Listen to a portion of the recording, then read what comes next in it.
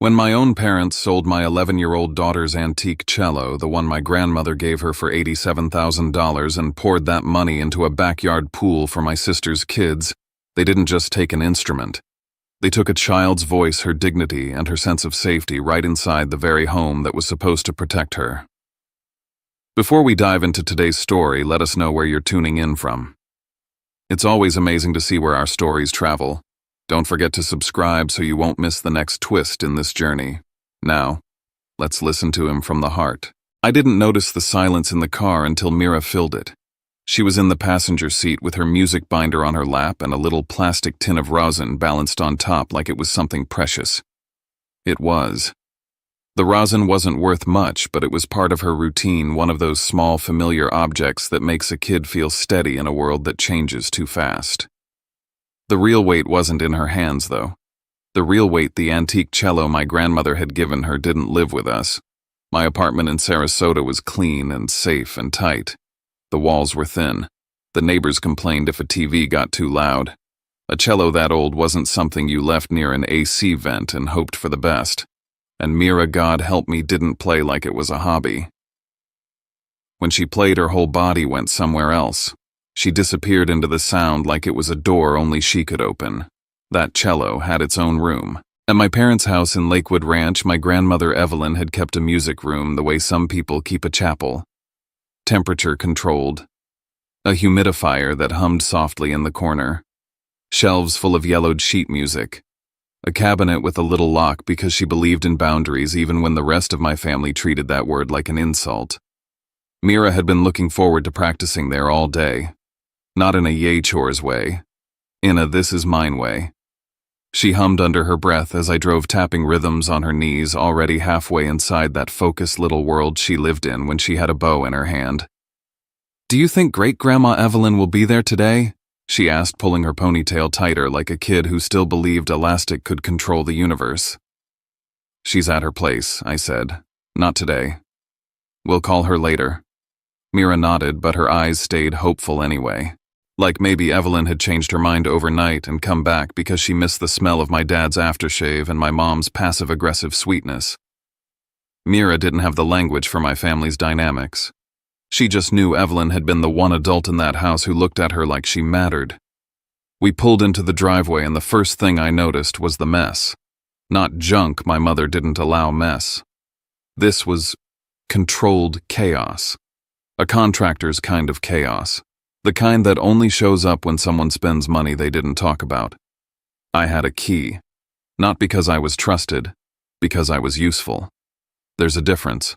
One gets you love, the other gets you access codes and errands. When I opened the front door, the smell hit me so hard it was almost a sound. Fresh paint. Sawdust. That sharp chemical bite that says someone has been sanding ceiling and trying to make old things look new. And somewhere deeper in the house, muffled through walls and closed doors, I heard the whine of power tools. Mira's face lit up. "Are they fixing the music room?" I didn't answer right away because my brain was doing that slow buffering thing it does when reality doesn't match the script. I stepped inside and immediately saw blue painter's tape stretched across the entryway, like a polite warning: don't touch anything, don't question anything, and definitely don't ask how much it cost. A tarp covered the hallway runner. Cardboard boxes lined the wall in neat stacks labeled in my mother's sharp handwriting. It felt like walking into a house that was mid-surgery. Mira tiptoed like she was in a museum. "Mom," I called loud enough to reach whatever part of the house my mother currently ruled from. No answer. Dad, still nothing. Mira drifted toward the back window and I followed her, half to keep an eye on her, and half because my gut was already tightening. "Whoa," she whispered. I looked out and felt my stomach drop. The backyard looked excavated, like the earth had been peeled open and rearranged. A big rectangle had been carved out where the grass used to be. Piles of dirt sat like small mountains. There were forms along the edges, rebar stacks of pavers and bright orange flags marking lines like a battlefield map. It wasn't finished, but it wasn't subtle either. A pool. A full-on, in-ground pool. Because why quietly improve your life when you can broadcast it to the neighborhood with heavy machinery? Mira blinked and her voice went soft with hope. "Is that for us?" There was so much light in that question that I actually hated everyone I was related to in that moment. Not because a pool was evil. Because I'd been around long enough to know that in my family things like this didn't come from generosity. They came from priorities. And Mira wasn't high on the list. "I don't know," I said carefully. "Let's get your cello." We walked down the hall toward the music room. That room had always been Evelyn's territory, even when she lived here. She'd made it into a sanctuary humidifier, humming quietly a faint smell of polish and peppermint tea sheet music, stacked like history, and a simple rule that didn't exist anywhere else in this house: respect what's not yours. Mira loved that room. She said it smelled like clean wood and tea. I said it smelled like someone who still believed in boundaries. I pushed open the door. The humidifier was still running. The stand was still there. The chair was still angled the way Evelyn always liked it, facing the window like music deserved sunlight. But the corner where Mira's cello case always rested, where that instrument lived like it belonged to her, was empty. Not moved, not put away. Empty. Mira didn't scream. She didn't even inhale. She just froze like her whole body had decided if she stayed still, enough reality might change its mind. Then she walked to the corner slowly, like she was approaching an animal that might bite.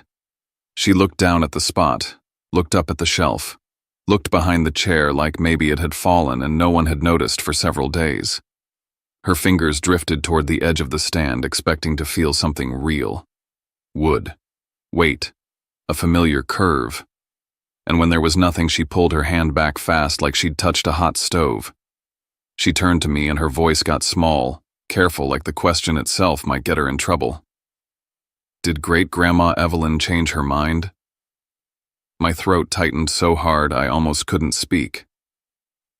No, I managed. Mira swallowed. Her eyes went glossy, but she didn't let anything fall. She nodded once too hard, like she was forcing the moment to behave. Then, "Where is it?" she asked. She didn't sound angry. That would have been easier. Anger is clean. Anger belongs to someone who believes they're allowed to be upset. Mira sounded like someone trying not to take up space. I didn't answer because I didn't know. Not for sure. But I could already feel where this was heading, and I hated that my kid was standing in the middle of it. "I'll be right back," I told her, keeping my voice steady on purpose. "Stay here, okay?" Mira nodded without looking at me.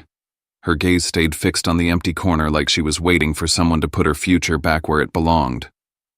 I left her in that room because I needed her not to see my face when I found out who had done this. I marched toward the kitchen, every step heavy with a question I didn't want answered. Who took my daughter's cello? My mom was in the kitchen, of course. She was always in the kitchen when she wanted to look like she was holding the family together with her bare hands. A mug in one hand, her phone in the other, hair pulled back in that "I've been busy" way that in my family usually meant busy ignoring something. My dad sat at the table scrolling through something on his tablet, calm as a man who believed the world would always make room for him. And my sister Delaney was perched on a stool with a drink that looked like it cost $12 and tasted like lawn clippings. She didn't look up when I walked in. She barely ever did. "Where's Mira's cello?" I asked. My mom blinked slowly, like she was confused why I'd bring up something inconvenient during her morning coffee. "Good morning to you too, Talon," she said. I stared at her. "Where is it?" My dad sighed long and practiced. "What's the problem now?" I felt my heart do that annoying thing where it tries to climb out of my chest and find a quieter family. "Mira's cello," I repeated. "The one in Evelyn's music room." "Where is it?" Delaney snorted without looking up. "Oh my God." My mom took a sip of her coffee like she was buying time. "Your father handled it." Handled it. That word is a red flag printed in cursive. Handled it, how I said. My dad finally looked up. His expression wasn't guilty, it wasn't even defensive. It was bored. "We sold it," he said. For a second the room went strangely quiet, like even the house wanted to hear what happened next. I blinked. "You sold it?" "Yes," he said like he was explaining property taxes. "It was valuable. It was just sitting there." "It wasn't just sitting there," I said, my voice sharpening. "It was Mira's." Delaney finally looked up, eyes bright with annoyance. "She's 11. My mom set her mug down with a soft clink. Talon, don't start. Don't start, I repeated because I couldn't believe I was hearing these words in this order. You sold my daughter's cello. My dad leaned back in his chair. It was a family asset. No, I said. It was set aside for Mira. Evelyn was clear. Delaney actually laughed. And my kids are what chopped liver her kids. Jude and Poppy. They weren't even in the room, and somehow they were still the main characters. My mom waved a hand toward the backyard like she was presenting a charitable project. We're doing something nice for the children. The children, I echoed, and my voice got colder. You mean Delaney's kids? They deserve space, my mom said like she expected applause. They deserve a backyard they can enjoy. And Mira doesn't, I asked. My dad rubbed his forehead, already tired of me being a person. Mira will be fine with a student cello. You can rent one. Plenty of kids do. Mira will be fine. That was my family's favorite prayer. It meant we did what we wanted and we're not dealing with your feelings. I forced my hands still on the counter because they were shaking and I refused to give them the satisfaction of seeing it. Where is it? I asked, quieter now. Who did you sell it to? My dad shrugged. Some collector. He paid by wire. Quick sale. Of course. Quick. Clean. Convenient. Like Mira's life was just clutter they'd cleared out. I stared at him. How much? My dad didn't hesitate. 87,000. The number landed like a punch. Not because I hadn't known it was valuable, Evelyn had warned me, but because hearing it out loud made the backyard make sense in a way that made me sick. $87,000 didn't disappear. It turned into rebar and stone and shimmering water. Delaney's mouth curved in a smug little smile. So, yeah, we finally did something nice around here. Something nice. I looked at my mom. Evelyn gave that to Mira. My mom's eyes sharpened. And before you get any ideas, you are not telling her. I stared at her, certain I'd misheard. Excuse me. She doesn't need stress, my mom said, voice clipped. She's settling in at her facility. Professionals are taking care of her. Let her have peace. You mean let you have peace, I thought. My dad's expression hardened. Don't make this about you. I let out a laugh that wasn't a laugh, sharp and humorless. It's about my kid. Delaney leaned forward, her voice going sweet in that fake way that makes you want to check your wallet. Talon, honestly, you always act like Mira is some tragic orphan. She's fine. She has you. The way she said you made it sound like a punishment. I pictured Mira in that music room, standing in an empty corner like she was waiting for someone to tell her she mattered. I turned away before my face did something I couldn't take back. I walked back down the hall, my steps louder now, not caring who heard. When I pushed open the music room door again, Mira was still there, still in the same spot. Like she hadn't moved because movement meant acceptance. I knelt in front of her and took her hands. Her fingers were cold. We're going home, I said. Mira nodded without arguing. That was the worst part. She didn't even fight. She didn't say, but why? She didn't cry. She just folded like she'd been trained for this, trained to shrink, trained to adapt, trained to make it easy. As we walked toward the front door, my mom called after me from the kitchen. Talon, do not call Evelyn. Do you hear me? I didn't answer because I did hear her. I just didn't care anymore. Outside, the Florida air felt thick like I was breathing through a damp towel. Mira climbed into the car and buckled herself in carefully, like being careful could keep bad things from happening. I started the engine and pulled out of the driveway, my eyes catching the backyard one last time, the torn-up earth, the promise of a pool, the loud, expensive proof of what my family thought mattered. In the passenger seat, Mira stared at her hands. After a long minute, she said quietly, Maybe Great-Grandma didn't mean for it to be mine yet. Something inside me went very still, because that's what my family had done. They hadn't just taken a cello. They'd made an 11-year-old girl believe she was the problem. I drove us home with one hand tight on the wheel and the other wrapped around a decision I'd spent most of my life avoiding. If they wanted me to be easy, they picked the wrong day. And if they thought I was going to protect their comfort by keeping my mouth shut, they didn't know my grandmother Evelyn at all. That night I started gathering what I should have been gathering all along. Screenshots of Delaney's posts, photos of the excavation, messages in the family group chat, anything that proved the timeline. Because if they could do this when Evelyn was gone, I had to find out what else they'd been willing to take. The first night back at our place, Mira unpacked like she was trying to prove nothing had changed. She set her binder on the coffee table, lined up her pencil and eraser, and wiped an invisible smudge off the little tin of rosin the way Evelyn used to wipe the edge of a music stand. Precise, calm-like order could keep the world from slipping. I watched her from the kitchen while I pretended to care about dishes. I didn't want to hover. I didn't want to turn my grief into her burden. But in a one-bedroom apartment, there's no such thing as distance. Her teacher had loaned her a battered student cello for emergencies. That's what she'd called it, like this was a flat tire and not a theft. The instrument sat in a soft case that sagged at the corners, and the bow hair looked like it had been through a war. Mira handled it carefully anyway. That was her nature. She treated things with respect even when people didn't treat her that way.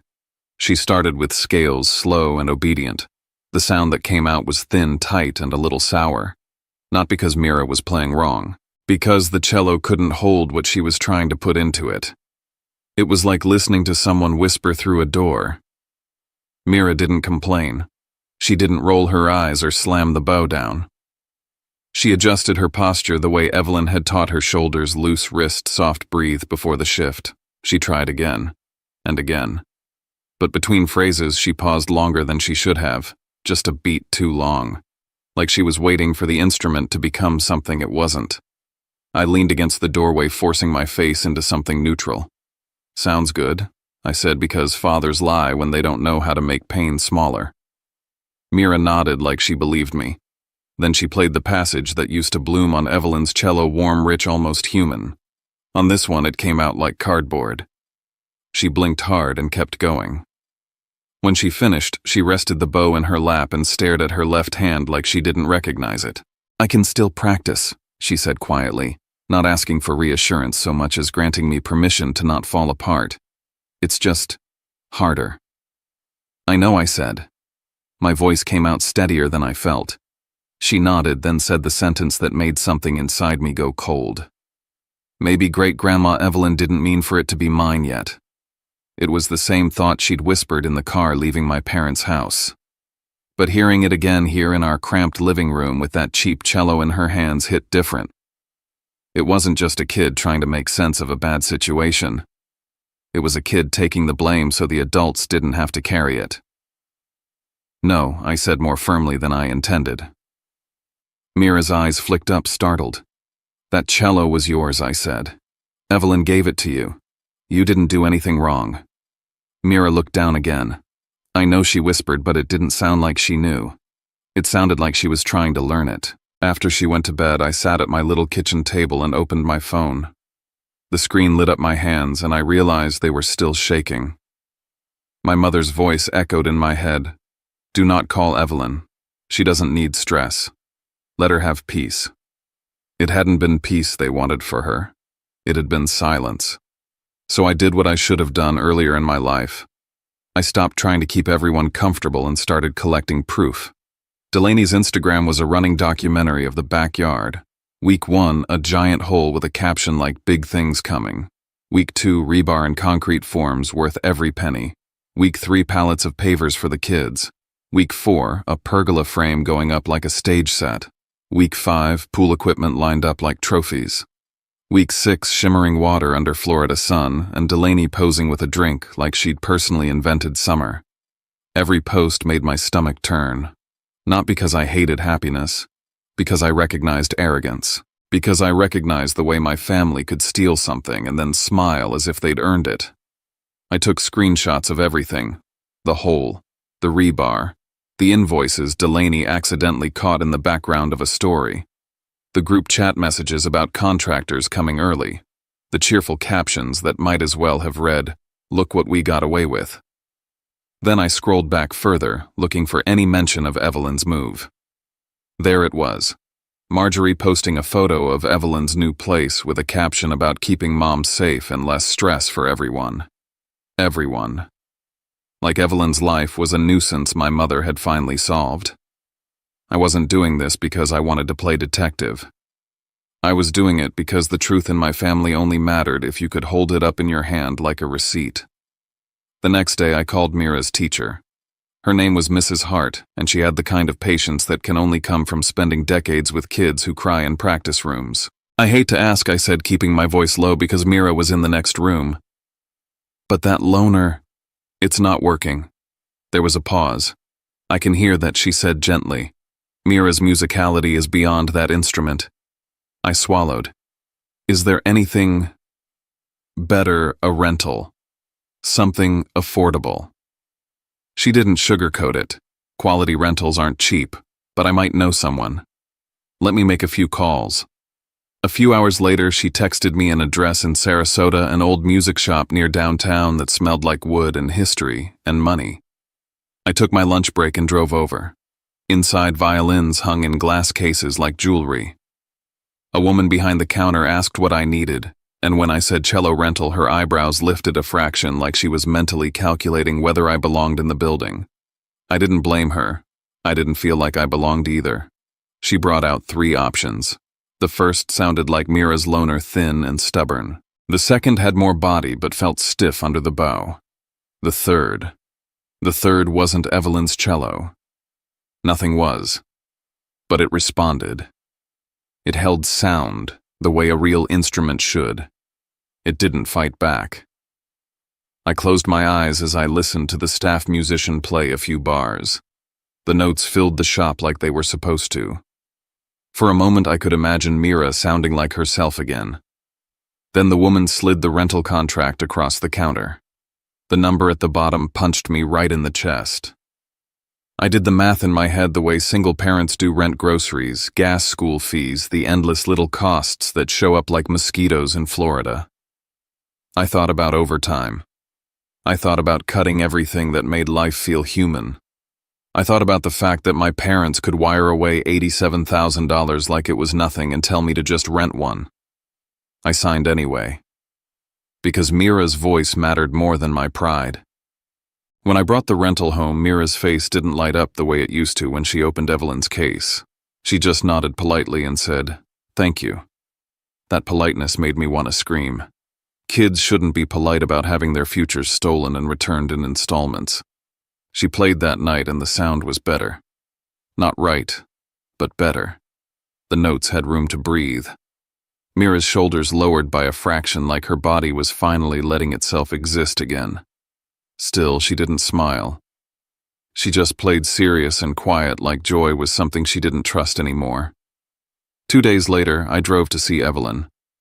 Her new place wasn't the gloomy nursing home my mother implied whenever she wanted sympathy. It was bright and clean and controlled lemon cleaner and expensive hand soap, a lobby that looked like a hotel. The staff greeted Evelyn by name with respect, not pity. Evelyn was in the lounge with a book open on her lap and her glasses perched at the end of her nose like she was judging the author personally. She looked up the moment I walked in. "Sit," she said. "Your face is doing that thing." I sat across from her and for a second I didn't speak. I felt like if I started, I wouldn't stop. Evelyn waited. She didn't rush me. She didn't soften it with small talk. She was the only person in my family who understood that silence can be a kind of courtesy. "They did it," I finally said. Evelyn's expression didn't change. "Tell me." So I told her. The empty corner in the music room. Glenn saying, "We sold it," like he was discussing lawn fertilizer. Marjorie's order not to tell her. Delaney laughing. The words, "family asset." Evelyn listened without interrupting the way people do when they're collecting evidence. When I finished, she closed her book slowly and rested her hands on top of it. "And Mira?" she asked. "She went quiet," I said. "She asked if you changed your mind." Evelyn's mouth tightened, not with sadness, with something sharper. Clarity. "She thought it was her fault," Evelyn said softly. I nodded. Evelyn drew one breath through her nose. Then she asked, "When did you last see the file? What file?" "The documentation," she said like she couldn't believe I'd forgotten. "Appraisal. Photographs. Identifiers." You showed me, I said. Months ago. Good, she said, and I didn't know why that word carried relief until she leaned forward. Do you have pictures of the yard, she asked. Anything that shows the excavation started right after I moved, I have screenshots, I said. Delaney posts everything. Evelyn nodded once satisfied. Send them to me. I stared at her. Evelyn. Are you okay? She looked at me over her glasses. I am not the one who should be worried. Then she reached for her phone. I didn't ask who she was calling. Evelyn always kept her cards close. My family used to call it old-fashioned. It wasn't. It was strategic. She made the call in a low voice, turned her body slightly away, then hung up. I will handle it, she said. I blinked. How Evelyn's lips curved into a small, knowing smile. Not with yelling. She reached across the table and squeezed my hand. Her grip was warm, firm. Mira will have her cello, she said. My throat tightened. How do you know that Evelyn's eyes sharpened? Because it was never theirs to sell. I felt my body go still. What does that mean? Evelyn studied my face like she was deciding how much truth I could carry. Then she said, Not today. I'll explain when it matters. She stood up smooth and steady. Go home, she said. Be with your child. Let her practice. Let her feel normal where she can. And my parents? I asked. The word came out bitter. Evelyn's smile didn't reach her eyes. Let them enjoy their pool. I drove home with the strange sensation of having stepped into a room where the air pressure changed. And then on the surface, nothing happened. No screaming calls, no public fallout, no apology. Just the steady drip of Delaney's posts as the backyard transformed from a hole into a showpiece.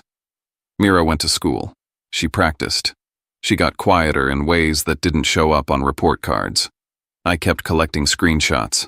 I kept my mouth shut. Not because I was afraid. Because Evelyn had told me something was moving, and for the first time in my life I trusted someone else to steer. 6 weeks passed. Then the invitation hit the family group chat like a flyer slapped onto a pole. BBQ Saturday, 2 p.m. pool reveal. Bring a side if you're coming. No, we miss you. No, how's Mira? No mention of the empty corner in the music room. Just logistics, because in my family feelings were optional, but potato salad was mandatory. Mira glanced over my shoulder as I stared at the screen. Are we going? She asked. Her voice was flat, but I saw the little flicker of hope hiding under it. Not hope for the pool, hope for belonging, hope that maybe if she acted normal enough the world would return what it took. I opened my mouth and realized I didn't have an answer yet. The next morning my phone rang. Evelyn. We're going, she said. My chest tightened. Evelyn. What are you doing? I'm doing what I should have done earlier, she replied. I started to ask more, but she cut me off with the calm authority she'd earned over a lifetime. Talon, she said, I don't want Mira watching you swallow this. A silence sat between us. Then she added, It's already in motion. I swallowed. What is the cello, she said. My heart kicked. What do you mean? Evelyn's voice softened just a notch. You'll see soon enough. I hung up and stared at the wall for a long time. Because suddenly that pool reveal wasn't a party. It was a stage, and Evelyn had chosen it on purpose. Saturday arrived hot and heavy, the kind of Florida heat that makes your lungs feel like they're working through wet cloth. Perfect pool weather. Perfect show-off weather. Perfect look-at-us weather. Mira wore her swimsuit under her clothes. I noticed when she reached for a t-shirt and hesitated, then chose one that was a little too big. Like hiding her body was safer than taking up space. She stuffed her towel into a tote bag and zipped it carefully as if neatness could keep things from going wrong. We drove to Lakewood Ranch in a silence that wasn't angry. It was careful. Mira stared out the window and didn't ask questions. She didn't ask about the cello. She didn't ask about Evelyn. She didn't ask why her grandparents could build a pool but couldn't say sorry. She just watched palm trees blur past like she was practicing how to disappear. When we turned onto my parents' streetcars lined both sides, I saw familiar vehicles from holidays and birthdays, cousins, aunts, uncles. A few neighbors I recognized only because my mother liked to mention them by name as proof she had a social life. This wasn't a casual BBQ, this was a presentation. We parked a block away and walked. I could hear laughter before we even reached the backyard. The sound carried over fences and manicured lawns like it was meant to. At the gate, I paused with my hand on the latch. Mira stood beside me, towel tucked under her arm chin, slightly lifted like she was bracing for impact. "You okay?" I asked. Mira nodded once. "Yeah." The word didn't match her eyes, but I let it go. I opened the gate. The backyard looked like an ad. Blue water shimmered under the sun. Stone decking so clean it looked newly scrubbed. A pergola with string lights like my parents had watched one home improvement show and decided they were experts. New loungers lined up like soldiers. A little outdoor speaker played soft music that didn't fit the mood, like the yard was trying to pretend nothing had been built on top of something stolen. Jude was already in the pool, splashing like a tiny shark. Poppy floated on a bright inflatable oversized sunglasses on her face because of course she had them. People laughed and cheered every time Jude cannonballed like he was a celebrity. Delaney stood near the shallow end holding a drink and talking loud, laughing louder, performing motherhood like she was on a stage. She had that glow people get when the world is giving them what they think they deserve. My mother stood near the grill with her shoulders back and her smile polished matriarch energy. The kind she practiced in mirrors. My father hovered nearby, smiling like a man whose life choices had just been validated by chlorine. And then Mira and I stepped into the scene. My mother's smile flickered. Just a fraction.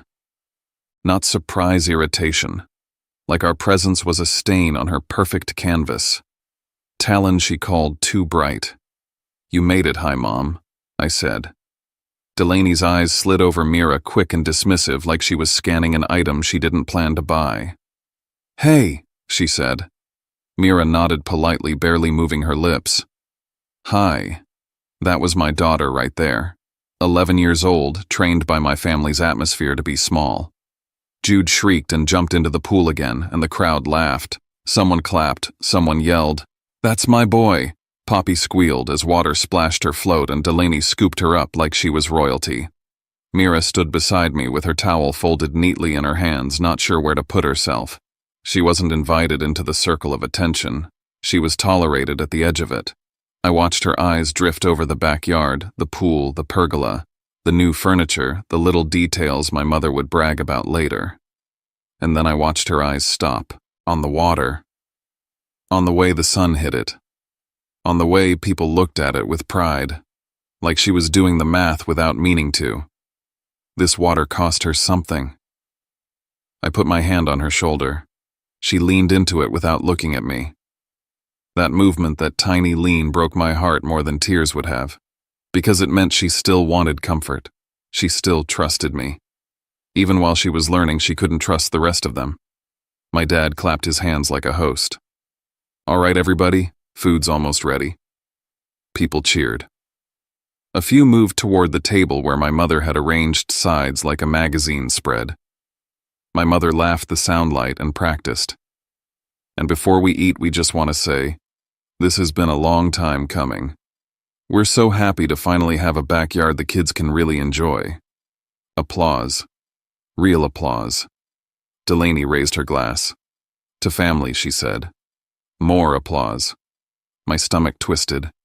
Mira's fingers tightened around her towel. In that moment, I understood something with brutal clarity. They weren't just celebrating a pool. They were celebrating the fact that they could take something from Mira and still be praised for it. Someone near the grill asked casual, as if it didn't matter. "Where's Evelyn? Isn't she coming?" My mother answered too quickly. "Oh, she's busy. The heat isn't good for her. She's resting." The story sounded rehearsed. Evelyn is fragile. Evelyn is old. Evelyn is absent by choice. Evelyn is a sweet little woman who shouldn't be bothered with adult decisions. It was a neat narrative, a comfortable one, and I could feel how badly my mother wanted everyone to accept it. A second person asked I thought Evelyn loved a good get-together. My mother's smile tightened. She does, but she's happier at her place now. It's easier for her. Easier for you, I thought. My father stepped in tone casual. She's being taken care of. That's what matters. Taken care of. Like Evelyn hadn't taken care of all of us in one way or another at some point. Like she wasn't the reason my parents had anything worth showing off in the first place. I saw an aunt glance at Mira and then look away quickly, uncomfortable. People could sense something. They just didn't know what they were sensing. Delaney moved to the table and started handing out plates, playing generous. Eat up, everybody, we've got burgers, hot dogs, you name it. Jude ran dripping across the deck, leaving wet footprints on the new stone. My mother didn't scold him. She laughed like it was adorable. If Mira had done that, Marjorie would have snapped towel off Honey with that smile that didn't reach her eyes. Mira stayed dry, stayed quiet, stayed careful.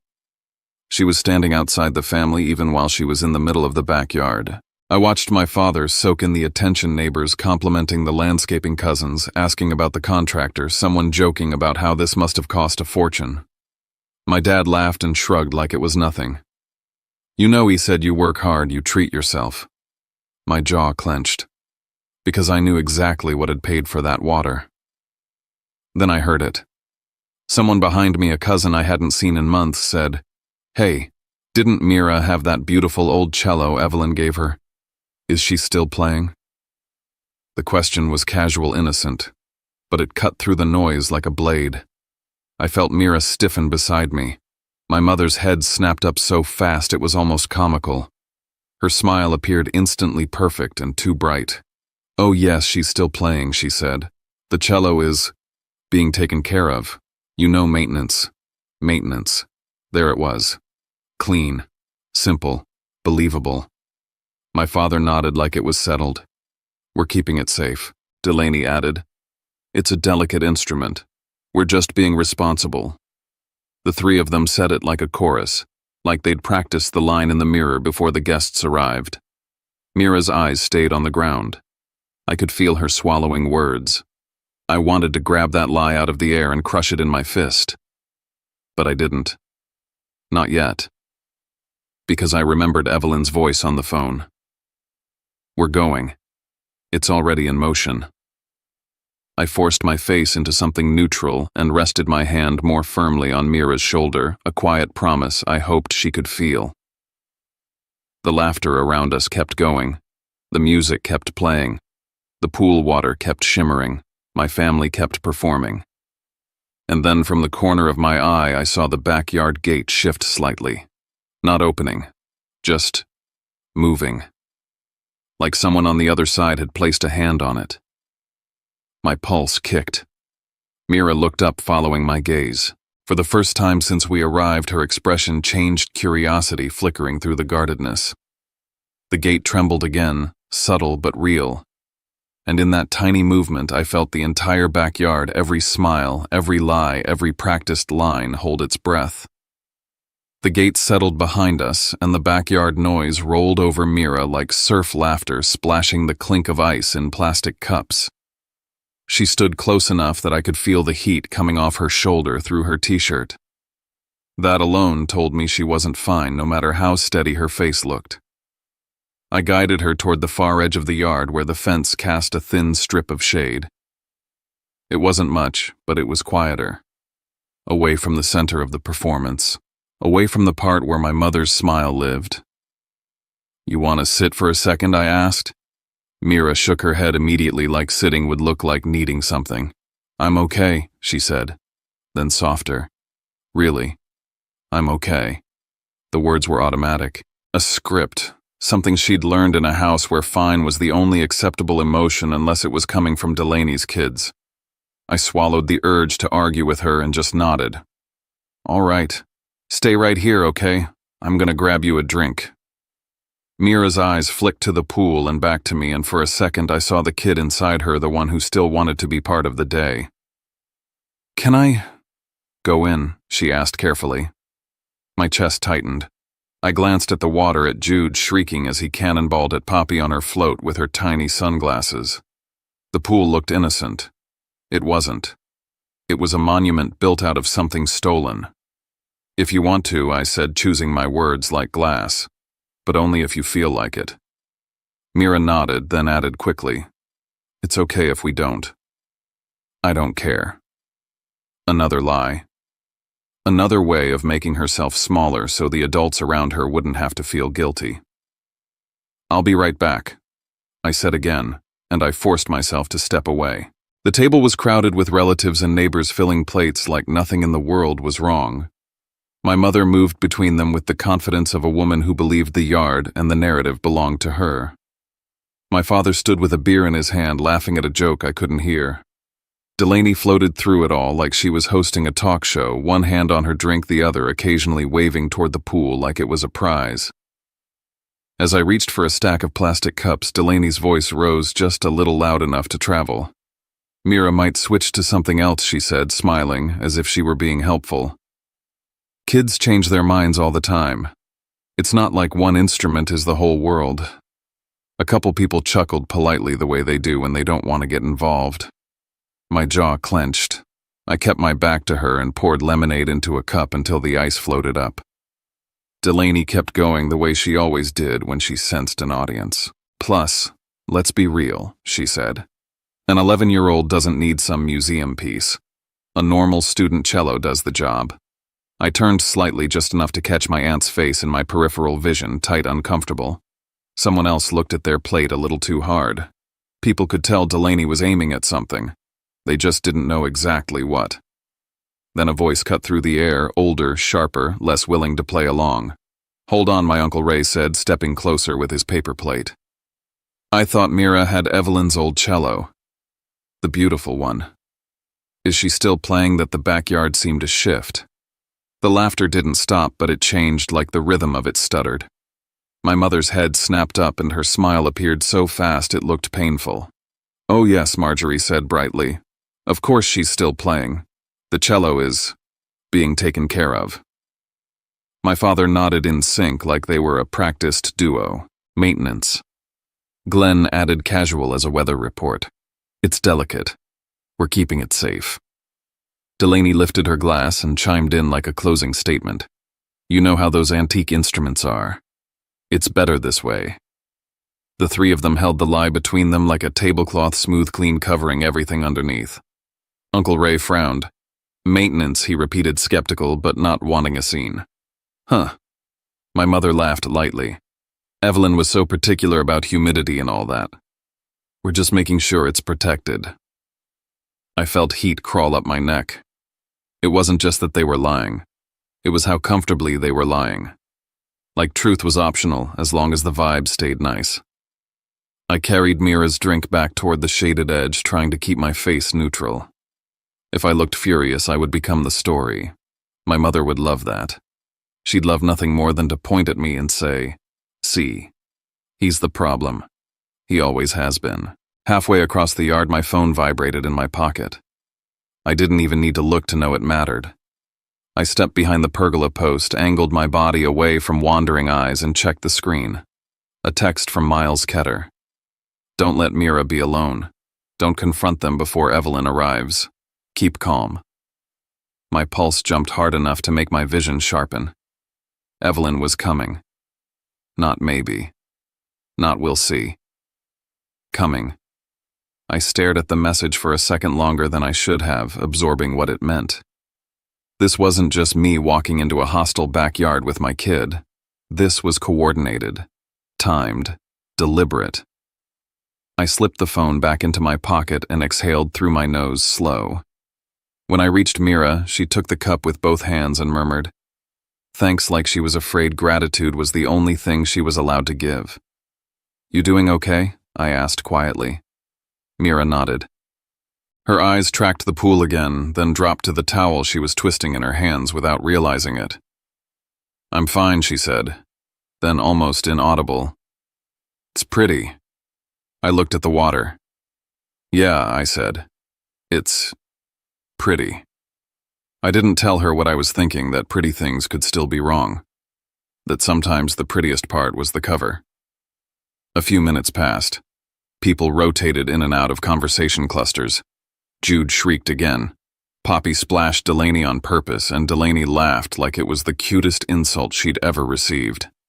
Mira stood steady beside me, trying to look like she belonged in the scene. Then my mother called from the table, voice sugary. "Talon, can you grab a bag of ice from inside? The cooler's getting low." I knew that tone. An errand. A test. A reminder that even here, even now, I was still expected to be useful. Part of me wanted to say no. Part of me wanted to say I was busy parenting the child she'd sidelined, but I also knew refusing would give her a reason to perform concern. She'd widen her eyes and tell everyone I was being difficult. So I nodded once and turned to Mira. "Stay right here," I said. "Don't go anywhere. I'll be back in a minute." Mira's eyes flicked to mine. "Okay," she whispered. I walked into the house and the temperature change hit like stepping into a refrigerator. The hallway smelled even more strongly of paint and sawdust. The blue tape was still there. The tarp still covered the runner like the house was mid-procedure. The kitchen was full of noise, someone filling trays, someone rummaging through drawers, my mother's laugh bright and too loud. I kept moving, grabbed the ice from the freezer, and started back toward the door. That's when I saw the little office. It wasn't really an office, more like a cramped corner room my father used for bills and printer paper. The door was half open and a stack of envelopes sat on the desk like someone had been sorting mail in a hurry. A white shipping envelope lay on top, not addressed to me, not even fully tucked away, like it had been set down and forgotten. What caught my eye wasn't the envelope itself. It was the thin, glossy slip peeking out from under it, a receipt-looking thing with bold lettering at the top. Wire confirmation. My body went still. I stepped closer, ice bag sweating in my left hand, my heartbeat suddenly loud in my ears. The slip had a partial name on it, some company header, and beneath it a transaction number. A bank routing line. A date that lined up too neatly with the first week the backyard got torn open. Next to it was a yellow sticky note with my mother's handwriting, tight, sharp, impatient, "Call him back. He's asking questions. Don't mention Evelyn." There was also a scribble that looked like a name only half legible, something like Harrison or Har, followed by numbers I couldn't fully parse. I didn't try to read the whole thing. I didn't need to. I needed one thing, proof that the sale wasn't some vague, untraceable story. It was documented. It had paper. My phone was in my pocket. I pulled it out, angled it low, and snapped 2 quick photos, one close, one wider, to capture the header and the sticky note in the same frame. My hands didn't shake while I did it. That surprised me.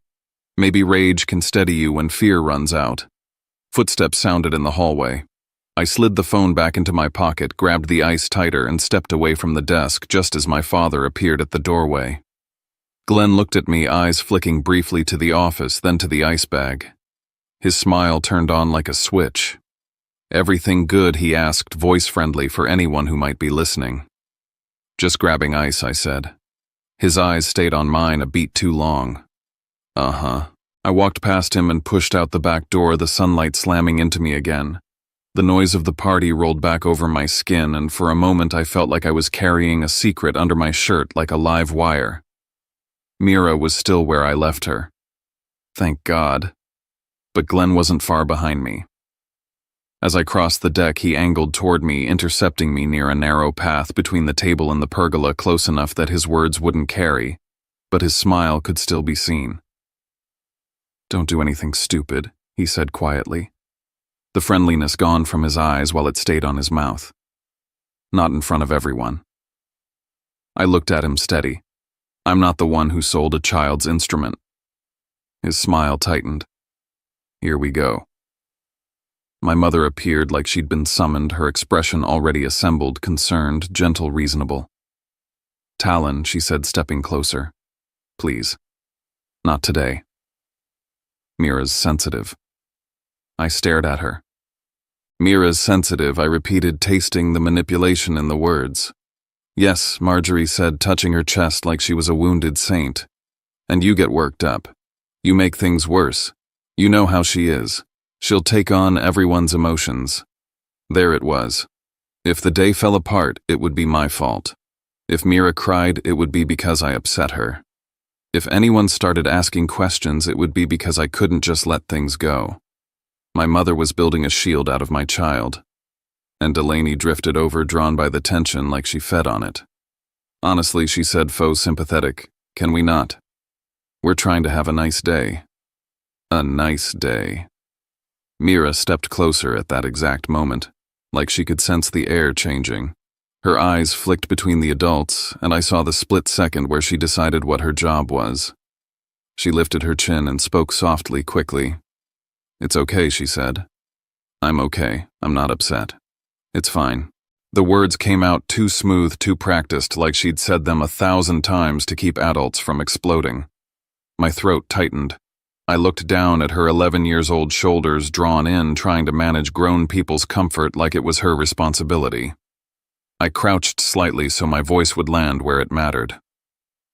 You don't have to do that, I said quietly. Mira blinked. Do what make it easier, I said. You don't have to make it easier. Mira's mouth trembled for a second, then she pressed her lips together, fighting whatever wanted to come out. Behind us, my father's voice stayed low. We've got people here, he said. Don't embarrass us. I stood up slowly, the heat in my chest turning into something steady. I didn't raise my voice, I didn't make a scene. I just looked at Glenn and Marjorie and Delaney and realized they didn't care about embarrassment. They cared about control. And somewhere in my pocket, my phone held proof that control had a paper trail. I felt Mira's hand slide into mine. I squeezed it, and I looked toward the backyard gate again. It didn't move this time, but I could feel something coming through it anyway.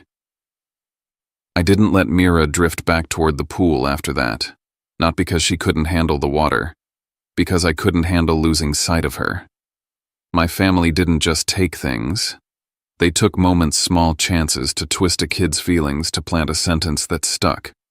So I guided her along the side of the house where the noise softened and the shade stretched longer. The grass was cooler there, the air still heavy, but at least it wasn't full of applause. Stay where I can see you, I told her gently. Okay. Mira nodded. She didn't ask why. She didn't argue. That obedience earned by years of being treated like an inconvenience made my stomach knot. We stood near a row of hedges half hidden from the yard. The muffled sounds of the party drifted over music, laughter, the occasional splash. My phone buzzed again. I glanced down. Unknown number. For a second, I considered letting it go to voicemail. Everything in me wanted to keep this day contained, to keep Mira in a bubble where adults couldn't hurt her anymore. But some instinct, the same one that made me photograph that wire confirmation, told me this wasn't random. I answered. Hello, a man's voice, professional and careful. Is this Talon Pierce? Yes. I'm calling regarding a transaction involving a musical instrument, he said. A cello. I'm trying to reach Glenn Pierce. My spine went rigid. I'm his son, I said slowly. What is this about? There was a pause, like he was deciding how much to say to the wrong person. We represent a buyer, he said finally. Or more accurately, we represent the party who facilitated the purchase. We've been contacted regarding a dispute over ownership. My mouth went dry. Dispute. Yes, he said. A report has been filed. We've been notified that the instrument may not have been sold by someone with legal authority to do so. My heart started thumping hard enough that I could feel it in my throat. Who filed the report? I asked, already knowing. I can't disclose that, the man said. But we need to verify facts. If the instrument was recovered or if a recovery is in progress, we have obligations. It becomes a matter of unwinding the transaction. Unwinding. I looked at Mira. She was watching my face, her brows drawn together, the child in her sensing danger, even if she didn't have the vocabulary for it. I turned slightly away from her, lowering my voice. I'm not going to discuss details, I said, but you should speak to my father. We're trying, the man replied. He hasn't answered. A sharp, ugly thought crossed my mind, Glenn, ignoring consequences the way he ignored everything else. If you need a response, I said carefully, you can put your request in writing. We will, the man said. I'm calling as courtesy before formal steps. If the instrument is not returned and if funds are not addressed, it escalates. Okay, I said, forcing calm into my voice. "Talk to him." "I intend to," the man replied. "Thank you." The call ended. For a second, I just stood there, the phone still against my ear, listening to nothing. Then I lowered it and stared at the screen like it might explain how my family had managed to drag strangers into their mess so fast. Evelyn's plan had reached outside the backyard. That meant two things. One, the truth was no longer trapped in my parents' house where they could control it. And two, Glenn and Marjorie were about to panic.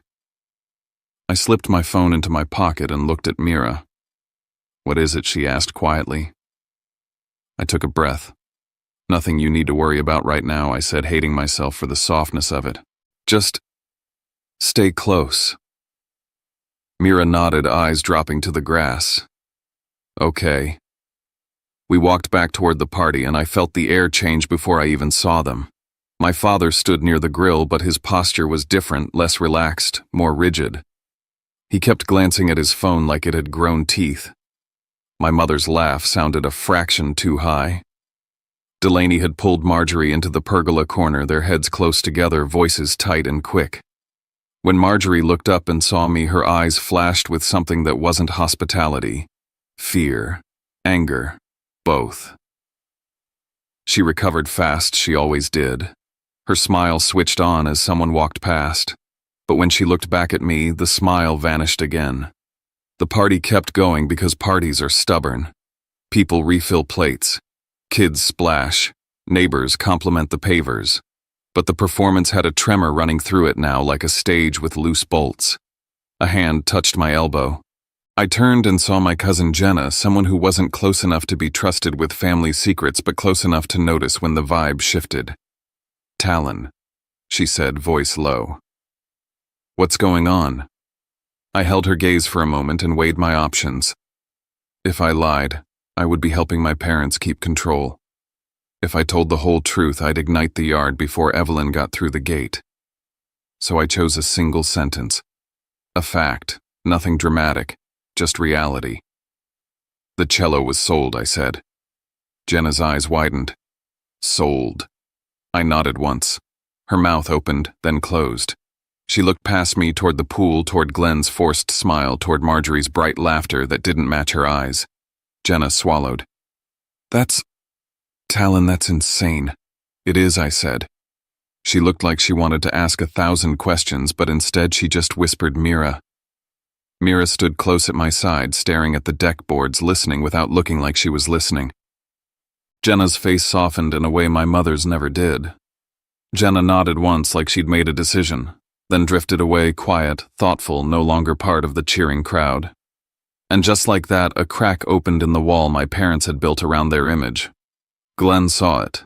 He moved fast, stepping toward me with a smile that didn't belong on his face. "Talon," he said loud enough to sound friendly. Then he angled closer, lowering his voice so only I could hear. "We need to talk." "I'm not interested in private conversations," I said. His eyes narrowed. "You're going to leave," he said, calm and ugly. "Right now." I didn't move. Glenn's smile stayed in place for the crowd, but his words sharpened. "You're ruining this." "You did that," I said quietly. His jaw ticked. "You want to make yourself the hero, fine, but don't drag everyone into it. Don't drag the kids into it." My stomach flipped at the hypocrisy. Mira's fingers tightened around my hand. Glenn glanced down at her and then back up at me, using her as leverage. "Take her home," he said, "before she gets upset." I felt Mira press closer to my side like she wanted to disappear into my ribcage. She kept her face blank like blankness was safety. I leaned slightly toward Glenn, keeping my voice low. "I'm not leaving," I said. "Not until Mira is done pretending she belongs here, only if she stays quiet." Glenn's nostrils flared. "You think you can come in here and threaten us?" "I'm not threatening you," I said. "I'm stopping you." His expression shifted, annoyance turning into something harder. "If you do this," he said, "you're done. You'll be cut off. You'll get nothing. Do you hear me?" There it was. The old weapon. The family's imagined power. The idea that I would fold for access, for approval, for the illusion of being included. I looked at Mira. Her eyes were down, but her body was shaking just slightly, so small I wouldn't have noticed if I hadn't been watching for it. My voice softened when I answered because the answer was for her as much as it was for him. "I can live without your approval," I said. "Mira can't live without her voice." Glenn's smile faltered for the first time in front of anyone close enough to notice. He opened his mouth probably to hiss something worse, and then his phone buzzed. His eyes flicked to the screen. Color drained from his face. Not all at once. Just enough that I saw it. He turned slightly away, thumb hovering like he didn't want to open whatever was waiting there. Then he did, and his shoulders went tight. Marjorie watched him from across the yard. She saw the change immediately. Her hand went to her chest like she couldn't breathe, and Delaney leaned in, whispering fast. The music kept playing, but the adults in my family were no longer relaxed. They were calculating. I felt Mira's grip on my hand change, less limp, more intentional, as if she could feel that something was shifting in the ground beneath all the pretending. Then, clear as a bell over the noise, the backyard gate latch clicked. The sound wasn't loud, but it carried. Maybe because I'd been staring at that gate all day like it was a doorway to oxygen. A couple heads turned. Jenna turned. Uncle Ray turned. Even Delaney paused mid-laugh. The gate opened.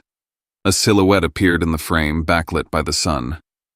And I didn't need to see the face to know, because the air in the yard changed the way it changes when the one person your family can't talk over finally steps into the room. Mira's head lifted. My mother's smile froze. My father's phone hung useless in his hand. And for the first time since we arrived, the backyard fell into a hush that felt like the beginning of consequences. The gate opened wider this time. Not a hesitant push. Not a pause. Just a clean, deliberate motion that cut through the noise of the party like a blade. Conversations thinned out. Laughter stumbled. A few heads turned first, then many, then almost everyone. Evelyn Hartwell stepped into the backyard as if she had every right to be there because she did. She wasn't hunched. She wasn't tentative. She wasn't the fragile version of her my parents liked to describe when it suited them. She wore a simple dress pressed and understated, her hair neatly set her posture straight. Age had given her clarity, not weakness. On either side of her walked two men who did not belong to backyard barbecues. Miles Ketter I recognized instantly. The other, Rowan Winslow, held a thin folder tucked under his arm like it weighed more than it looked. The sound of splashing slowed. Jude climbed out of the pool, dripping and confused. Poppy sat up on her float, blinking behind her sunglasses. I watched my parents. Glenn went rigid, the beer in his hand lowering an inch like his arm had suddenly forgotten its job. Marjorie's face drained so fast it looked almost theatrical, her smile freezing in place before collapsing entirely. Delaney's laugh cut off mid-breath, her mouth still curved upward even as her eyes widened. They knew. They didn't need introductions. They didn't need explanations. They knew. Evelyn took in the yard with a slow, assessing glance. The water. The stone deck. The pergola. The light strung carefully overhead to make the whole thing look like a catalog spread. "Well," she said mildly, "you've all been busy." The words were light, but they landed heavy. Marjorie recovered, first stepping forward with the reflex of someone who had always controlled the room. "Mom," she said too brightly. This is a party." "I know," Evelyn replied. "That's why I came." She looked past Marjorie, then past Glenn, past Delaney, and her gaze found Mira. My daughter straightened without realizing it, her shoulders pulling back, her chin lifting just a fraction. She didn't smile. She didn't wave. She just stood there, suddenly very still, like her body recognized safety before her mind did. Evelyn's face softened for exactly one heartbeat. Then she turned back to the adults. "I've heard," she said calmly, "that you sold the cello." The yard went silent, not the polite quiet of waiting for a toast, the real kind, the kind where people stop chewing. Marjorie's mouth opened. "Mom, we didn't want to upset you." "You didn't want consequences," Evelyn said, cutting her off without raising her voice. Glenn stepped forward, his smile strained. "Let's not do this here," he said. We can talk privately. We've had plenty of private time, Evelyn replied. You used it. She angled her body slightly so that her voice carried not shouted, not dramatic, just clear, like she was addressing a group that deserved honesty. I won't take long, she said. I know you're all here to swim. Delaney scoffed under her breath. This is insane. Evelyn didn't look at her. She smiled instead. Not a warm smile, not a cruel one either, a settled one, the expression of someone who had already finished the work. The cello, was Evelyn said, and paused just long enough for the words to hook every ear held in trust. Glenn's face changed. Not confusion. Recognition. Evelyn continued, each word measured. I created the trust years ago. I am the trustee. Mira is the beneficiary. A ripple went through the crowd, quiet disbelieving. That instrument, Evelyn said, was never a family asset. It was never yours to sell. It was never yours to touch. Marjorie's lips trembled. Mom, you sold property you did not own, Evelyn said evenly. And you used the money to build this. She gestured lightly toward the pool. The water glittered behind her, suddenly stripped of charm. Miles stepped forward, then opening the folder. For clarity, he said, voice professional and firm, the instrument was recovered this morning after formal notice and coordination with the intermediary. Glenn's shoulders sagged. Recovered, not argued over, not pending. Done. Miles went on. The buyer was notified of the invalid sale. Funds are being addressed through appropriate channels. Mira sucked in a breath so sharp I felt it more than heard it. She didn't cry. She didn't smile. She just pressed her fingers into my hand like she was making sure I was real. Evelyn turned back to my parents. You took something that belonged to a child, she said, and you turned it into concrete. Delaney found her voice. It was for the kids. Evelyn looked at her then. Just once. Mira is a child, she said. That was all. Miles extended another document toward Glenn and Marjorie. This is formal notice, he said. You have 60 days to vacate the property. Marjorie gasped. This is our home. Evelyn shook her head. It's the house I allowed you to live in. Glenn tried to straighten. You can't be serious. Evelyn met his eyes. Try me. The yard had become something else entirely now. No longer a party, no longer a performance, just witnesses. I felt eyes on me, but I didn't look around. I didn't need to. I stepped forward just enough to be heard. Mira is not a second-tier member of this family, I said. She never was. I didn't add anything else. I didn't need to. Evelyn turned to Mira, then lowering herself slightly so they were eye level. You didn't lose anything, she said gently. It was taken. You didn't do anything wrong. Mira's face crumpled, not loudly, not dramatically, but with relief so deep it shook her. She nodded once, then twice, like she was finally letting the truth land. Evelyn reached out and rested her hand over Mira's. Solid. Certain. Behind us, the pool lights hummed. Somewhere a drink tipped over and spilled. The party had ended, and there was no putting it back together.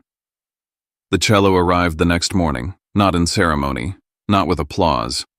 Just a hard case carried carefully up the stairs to my apartment. The delivery man waited while we unlocked it. Mira knelt on the floor, hands hovering for a moment before she touched anything, like she was afraid the permission might vanish if she moved too fast. Then her fingers rested against the wood light, reverent. She didn't say a word. She leaned forward and wrapped her arms around the case, pressing her cheek against it like she was confirming it was real. Evelyn stood behind her, allowing herself exactly one deep breath before composure returned. Miles updated us later that day. The intermediary had been forced to unwind the transaction. The buyer wanted his money back. Glenn and Marjorie were now facing a repayment demand that concrete and chlorine couldn't solve. The phone calls started almost immediately. Voicemails, emails, messages routed through Miles. Panic has a sound. It's thinner than anger, louder than guilt. Delaney distanced herself fast. The language shifted from, we decided to, I told them this was a bad idea. History rewritten in real time. Within the 60 days, Marjorie cried. Glenn argued. Both blamed me for doing this in front of everyone. I didn't respond. Everything went through the lawyer. The day they moved out was quiet. No shouting. No grand speeches. Just boxes and silence and a house finally breathing again. Evelyn placed the property into trust shortly after. Clean, protected, locked against future manipulation. Mira and I moved back. The first night there were no power tools, no forced laughter. Just the sound of Mira practicing in the living room, real sound, full and warm. A few months later, she auditioned for the youth orchestra. She stood taller, played without apology. And when she finished, she didn't look at me to see if she was allowed to be proud. She already knew. That was the real return. Not the cello, the voice. Sometimes the hardest part isn't losing something valuable. It's watching a child learn to make themselves smaller just to keep the peace. And maybe that's what this story leaves us with, not a victory lap, not a score to settle, but a quiet reminder that family isn't proven by blood or speeches at a backyard party. It's proven in the moments where someone chooses to protect the tender parts of another person without asking them to earn it. If there's anything we can carry out of Talon and Mira's story, it's this: we don't always get to control what people take from us, but we do get to choose what we teach the ones we love about their worth. Sometimes love looks like boundaries. Sometimes it looks like truth spoken calmly, in a room full of noise. If you'd like, tell me in the comments, have you ever had to draw a line with someone you thought would never cross it? And if these stories feel like a place where you can breathe, reflect, and feel less alone, I'd love for you to subscribe and stay with us. Until next time, take care of yourself, and take care of each other.